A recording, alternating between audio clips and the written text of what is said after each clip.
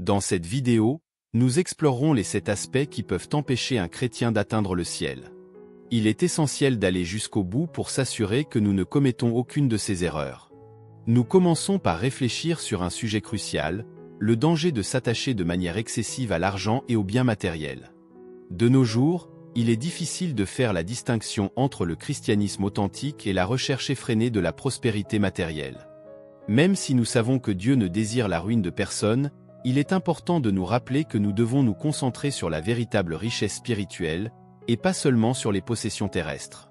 Selon le récit biblique, le christianisme n'a jamais directement associé la richesse au chemin spirituel. Jésus, dans un passage largement discuté, Matthieu 19, 23 à 24, a provoqué ses disciples en prononçant des paroles qui remettaient en question les notions conventionnelles de prospérité. Il a déclaré qu'il est extrêmement difficile pour les riches d'entrer dans le royaume des cieux, comparant un tel exploit à un chameau passant par le trou d'une aiguille. Cette déclaration a donné lieu à différentes interprétations au fil des siècles, mais l'avertissement de Jésus concernant les dangers d'une richesse excessive dans le contexte spirituel ressort clairement. Il est vraiment difficile de concilier la possession de richesses avec la poursuite du royaume des cieux, mais il n'y a rien de mal en soi à être chrétien et à posséder des richesses. Après tout, Dieu est souverain sur toutes les richesses du monde, détenant l'or, l'argent et tous les trésors existants, et les distribuant selon sa volonté. Le nœud du problème réside dans le danger de l'amour de l'argent, comme le prévient Matthieu 6, 24, « Personne ne peut servir 2 maîtres, car ou bien il haïra l'un et aimera l'autre, ou bien il se consacrera à l'autre. L'un et mépriser l'autre. Vous ne pouvez pas servir Dieu et les richesses. » Cependant, la Bible ne dit pas que l'amour de l'argent est une question aussi cruciale que surprenante. Il est possible d'être chrétien tout en ayant un amour démesuré pour l'argent. L'apôtre Paul met en garde dans 1 Timothée 6, 9-10 contre les dangers de ce désir insatiable de richesse. Ceux qui veulent s'enrichir tombent dans la tentation, dans les pièges et dans de nombreux désirs incontrôlés et nuisibles, qui conduisent les hommes à la ruine et à la destruction. Car l'amour de l'argent est la racine de tous les maux. Certains, parce qu'ils convoitaient l'argent, se sont éloignés de la foi et se sont tourmentés par de nombreuses souffrances. Dans ce passage, il est clair qu'il ne s'agit pas seulement d'un conseil moral, mais d'un sévère avertissement sur les maux que l'amour de l'argent peut entraîner. Ce qui rend cet avertissement encore plus sérieux n'est pas seulement sa sévérité mais aussi son étonnante assurance. Il est possible de s'éloigner de la foi chrétienne à cause de l'avidité. Le passage en question, trouvé dans 1 Timothée 6, septembre 2010, met en lumière les dangers extrêmes de l'amour de l'argent, soulignant comment un tel désir effréné peut conduire à la ruine et à la destruction. Le mot « destruction » n'est peut-être pas populaire dans les chairs des églises modernes aujourd'hui, car aucun d'entre nous ne veut en entendre parler, et encore moins y faire face. Cependant, il est douloureux de constater que personne n'est à l'abri s'il se laisse consumer par la quête effrénée de la richesse. Le malheur est que dans de nombreux cas, l'évangile prêché aujourd'hui semble céder à l'idolâtrie de l'argent. Les dirigeants qui ont la responsabilité de guider leur congrégation sur le chemin de la vérité et de la vie éternelle adoptent souvent une doctrine de prospérité mal interprétée, encourageant l'avidité et l'amour des biens matériels parmi les fidèles. Cela peut soulever la question suivante: comment un vrai chrétien devrait-il considérer l'argent? La réponse est directe et simple: nous devons voir l'argent de la même manière que le Christ l'a enseigné. Considérons seulement 3 passages dans lesquels Jésus exprime sa volonté à cet égard. Dans Matthieu 6, il enseigne « Ne vous inquiétez pas de votre vie, de ce que vous mangerez ou de ce que vous boirez, ni de votre corps, de quoi vous vêtir. » Dans Luc 16, 13, Jésus déclare avec autorité « Il n'est pas possible de servir à la fois Dieu et l'argent. » Cette déclaration résonne en harmonie avec ses paroles dans Matthieu 6, 33, où il enseigne « Cherchez premièrement le royaume de Dieu et sa justice, et toutes ces choses vous seront données par surcroît. » Dans ces passages et dans bien d'autres, Jésus fait. Il est clair que l'argent et la prospérité matérielle ne doivent pas dominer nos vies. L'objectif principal d'un enfant de Dieu devrait être de plaire au Père par l'amour et la justice. Nous savons que notre Père céleste ne nous abandonnera jamais, et cela nous apporte sécurité et paix. Par conséquent, un véritable enfant de Dieu ne se soucie pas excessivement d'accumuler des richesses terrestres. Ils ont pleinement confiance que Dieu pourvoira à leurs besoins selon ses desseins éternels et parfaits. Cependant, il y a un péché qui peut empêcher même un chrétien voué d'entrer dans le royaume des cieux, le manque de pardon envers les autres, c'est certainement le deuxième chrétien qui n'entrera pas au ciel. C'est sans aucun doute l'un des péchés les plus courants et les plus graves parmi les chrétiens d'aujourd'hui, selon la Bible. Voyons ce que Jésus enseigne à ce sujet dans Matthieu 6, 14-15. « Car si vous pardonnez aux hommes leurs offenses, votre Père céleste vous pardonnera aussi. Mais si vous ne pardonnez pas aux hommes leurs offenses, votre Père non plus vous pardonnera. Vos offenses. » Par ces paroles, Jésus non seulement met en garde contre l'importance du pardon, mais souligne également sa vitalité pour la vie spirituelle.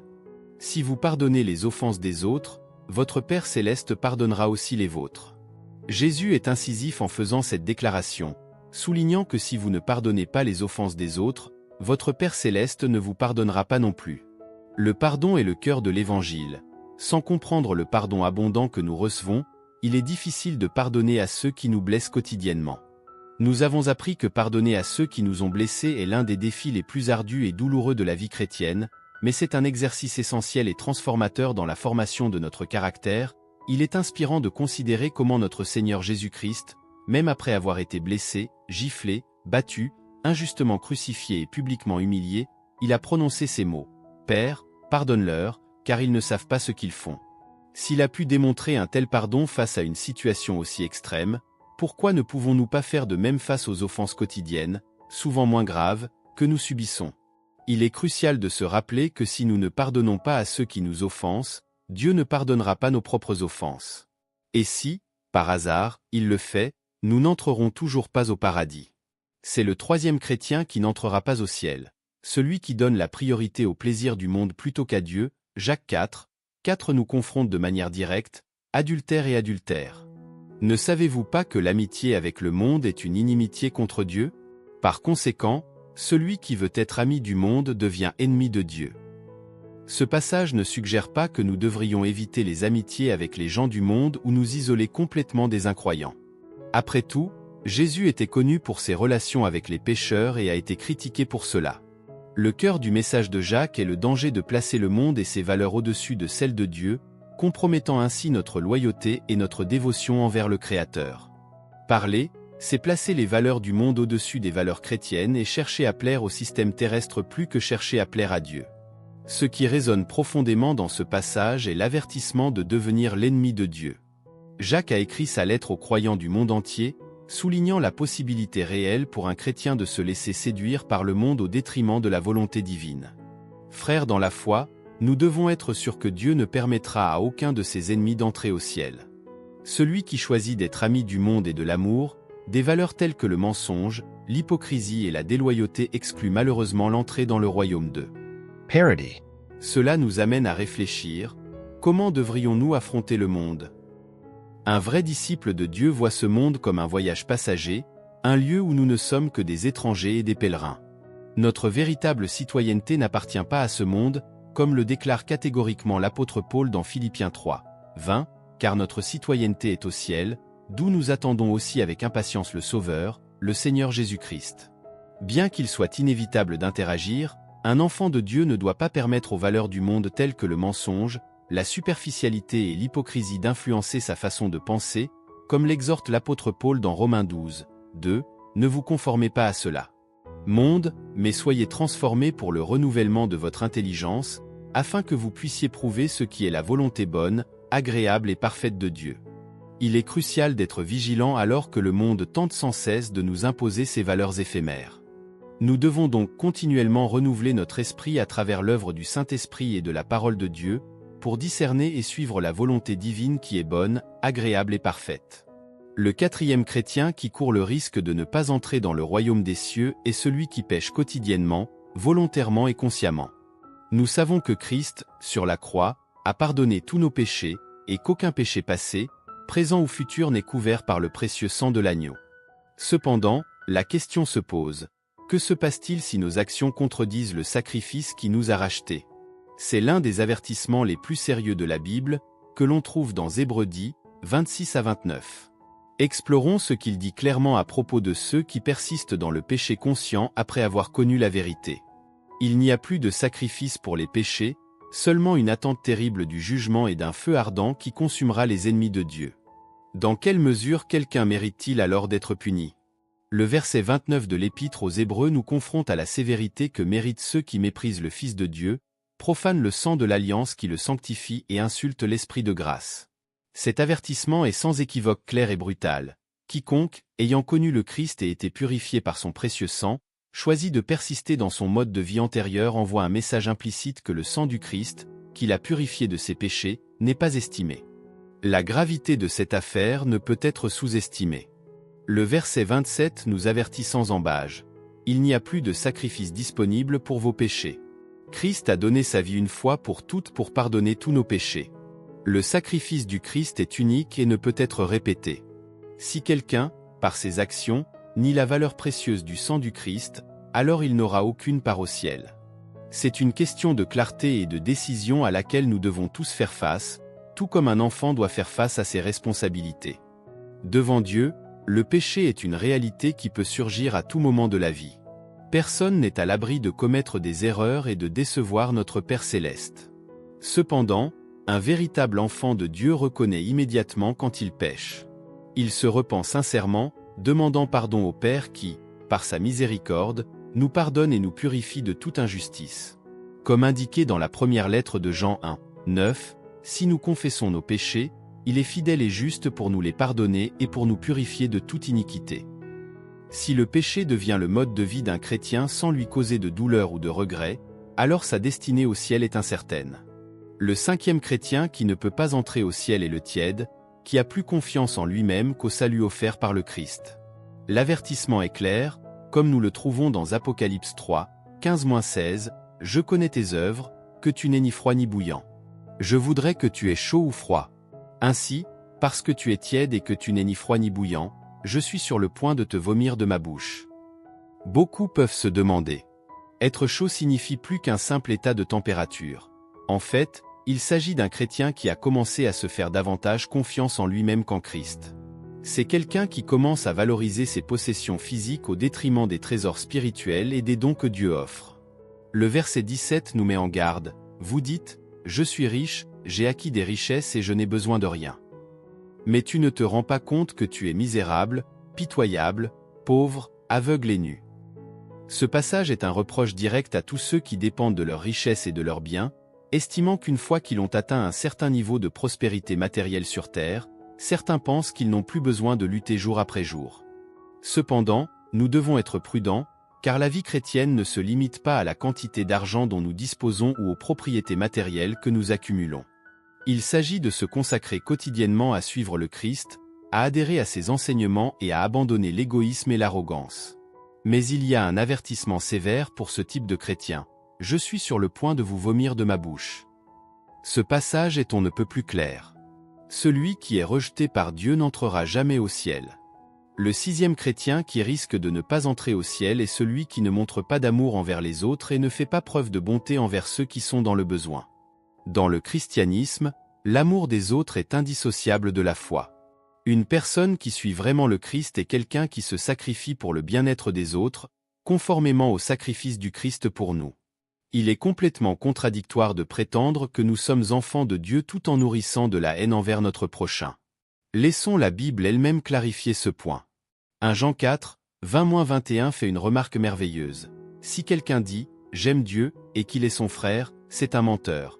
Car celui qui n'aime pas son frère qu'il a vu ne peut aimer Dieu. Ceux qui ne voient pas. Et nous avons ce commandement de lui, que celui qui aime Dieu aime aussi son frère. Ce verset nous met au défi de procéder à une auto-évaluation approfondie. Nous ne pouvons pas manquer d'amour et de miséricorde envers les pauvres et les nécessiteux. C'est une vérité évidente. Quiconque prétend aimer Dieu, mais ne montre pas d'amour aux autres, ment. Dieu ne permettra à aucun menteur d'entrer au ciel. Pour bien comprendre ce sujet, il faut aborder le dernier point. Le septième chrétien qui risque de ne pas entrer au ciel est celui qui méprise les lois de Dieu. C'est l'un des défis les plus incisifs que le Seigneur Jésus-Christ a lancé dans son célèbre sermon sur la montagne. Réfléchissons aux propres paroles de Jésus dans Matthieu 5, 17-20. Ne pensez pas que je sois venu pour abolir la loi ou les prophètes. Je ne suis pas venu pour les abolir, mais pour les accomplir. Car en vérité je vous le dis, jusqu'à ce que le ciel et la terre disparaissent, un iota, aucun point des lois ne sera laissé de côté, mais tout s'accomplira. C'est l'enseignement direct de Jésus, tel qu'il est consigné dans Matthieu 5, 18. Il continue en avertissant quiconque néglige même le plus petit des commandements et enseigne aux autres, celui qui fait de même sera considéré comme le moindre dans le royaume des cieux. Par contre, celui qui les pratique et les enseigne sera considéré comme grand dans le royaume des cieux. Jésus souligne que notre justice doit surpasser celle des scribes et des pharisiens si nous voulons entrer dans le royaume des cieux. Ce verset clarifie 3 points cruciaux. Christ n'est pas venu pour abolir la loi de Dieu, elle est éternellement valable et notre quête de justice doit dépasser celle des pharisiens afin que nous puissions entrer dans le royaume des cieux. Christ est notre justice et il a accompli la loi pour nous justifier, comme indiqué dans 2 Corinthiens 5, 21. Celui qui n'a pas connu le péché, il l'a fait devenir péché pour nous, afin qu'en lui nous devenions justice de Dieu. Cependant, cela ne signifie en aucun cas que nous devrions minimiser ou ignorer la loi de Dieu. Jésus lui-même a averti que quiconque enseigne à ne pas obéir à la loi et aux commandements divins sera considéré comme très important dans le royaume des cieux. Quiconque décide de désobéir aux lois divines, vivant dans l'injustice, le mensonge et l'immoralité, n'aura certainement pas sa place dans le royaume des cieux. De nos jours, malheureusement, nombreux sont ceux qui prêchent que la loi de Dieu est obsolète et appartient au passé. Il est crucial de prêter attention à ces enseignements. Considérons l'avertissement de l'apôtre Paul aux transgresseurs de la loi de Dieu dans 1 Corinthiens 6, 9-10, « Les injustes n'hériteront pas du royaume de Dieu. Ne vous y trompez pas, ni les impudiques, ni les idolâtres, ni les adultères, ni les homosexuels, ni les voleurs, ni les cupides, ni les ivrognes, ni les outrageux, ni les escrocs n'hériteront du royaume de Dieu. » Ce verset nous rappelle clairement que nous devons vivre sans mentir, sans commettre d'adultère, sans idolâtrer et sans voler. Mais alors, comment un chrétien devrait-il comprendre la loi de Dieu? La loi de Dieu est belle et complète. Bien qu'il n'ait pas été donné pour sauver l'homme, son but est de montrer à l'homme ce qui est bien et ce qui est mal. La loi du Seigneur est parfaite, elle rafraîchit l'âme. Les statuts du Seigneur sont dignes de confiance, rendant les simples sages. C'est la boussole claire qui nous guide sur la façon de vivre sur cette terre, comme le dit le psaume 19, 7. La loi de Dieu est résumée par l'amour, comme l'apôtre Paul l'enseigne dans Galates 5, 14, car toute la loi est résumée dans un seul commandement, aime ton prochain comme toi-même. Ceux qui ne vivent pas selon ces normes d'amour et de justice sont. L'amour et la bonté décrits dans la loi de Dieu ne verront pas le visage de celui qui est le Père de tout amour et de toute bonté. Ce sont les chrétiens qui n'entreront pas dans le royaume des cieux. Cependant, ce n'est pas le seul avertissement de la Bible concernant l'abandon de la foi en Christ. Il existe de nombreux autres avertissements à ce sujet. Mais aujourd'hui, une chose doit être claire. Il ne suffit pas de dire une prière de foi, d'aller à l'église ou même d'offrir nos sacrifices. La vie chrétienne est un engagement continu envers l'amour, la gentillesse et l'obéissance à la volonté de Dieu. Les dîmes et les offrandes sont importantes dans la vie chrétienne, mais comme notre Seigneur Jésus-Christ l'a enseigné, elles ne définissent pas qui appartient réellement au royaume des cieux. Il nous a rappelé qu'il ne suffit pas de proclamer « Seigneur, Seigneur », mais plutôt de faire la volonté de notre Père céleste. Et quel est ce désir? Croyez au Fils de Dieu et suivez fidèlement son exemple jusqu'à la fin. La vraie foi ne rejette pas les enseignements de Jésus-Christ, comme nous le commande Matthieu. Si quelqu'un veut me suivre, dit Jésus, qu'il renonce à lui-même, qu'il prenne sa croix et qu'il me suive. Un chrétien authentique, qui croit au Fils de Dieu, vivra comme le Christ a vécu sur cette terre, détaché de l'argent, sans avidité, prêt à pardonner les offenses, cherchant à plaire au Père au lieu de chercher l'approbation du monde, abhorrant le péché et aimant justice, se consacrant aux soins des pauvres et plaçant toute sa confiance en notre Père céleste. Seuls ceux qui suivront ce chemin seront reconnus comme de vrais disciples de Jésus et n'auront aucune raison d'avoir honte le jour où la gloire divine se manifestera. Lorsque le royaume glorieux de notre Seigneur Jésus-Christ sera révélé, souvenons-nous des paroles puissantes de 1 Jean 2, « Si, quiconque prétend demeurer en lui doit marcher comme lui a marché. » Ce verset met en évidence l'essence de vivre une vie chrétienne véritable et authentique, selon les enseignements de Jésus-Christ. Dans un monde où le christianisme semble souvent superficiel et facile, la vraie foi ne se distingue pas seulement par des paroles, mais aussi par des actions et un cœur transformé. Jésus a averti qu'il ne suffit pas de simplement proclamer « Seigneur, Seigneur » pour entrer dans le royaume des cieux, il est essentiel de vivre conformément à la volonté du Père céleste. Ainsi, être un véritable disciple de Jésus signifie suivre ses traces, imiter son amour, sa justice et son sacrifice. C'est le modèle qui nous guide vers la vraie vie en Christ, nous préparant pour le jour glorieux de sa manifestation. La volonté du Père révèle ce type de chrétiens qui n'iront pas au ciel, chacun mettant en évidence des défauts importants dans la compréhension et la pratique de la foi. Premièrement, il est crucial d'aimer Dieu au-dessus des richesses et des biens matériels. Deuxièmement, nous devons pardonner les offenses des autres. Troisièmement, il est essentiel de chercher à plaire à Dieu et non au monde. Quatrièmement, nous devons éviter de pécher délibérément. Cinquièmement, notre foi doit être fervente, confiante pleinement dans le salut par Christ. Sixièmement, nous devons aimer nos voisins et faire preuve de gentillesse. Et septièmement, il est essentiel de respecter et d'obéir aux lois de Dieu.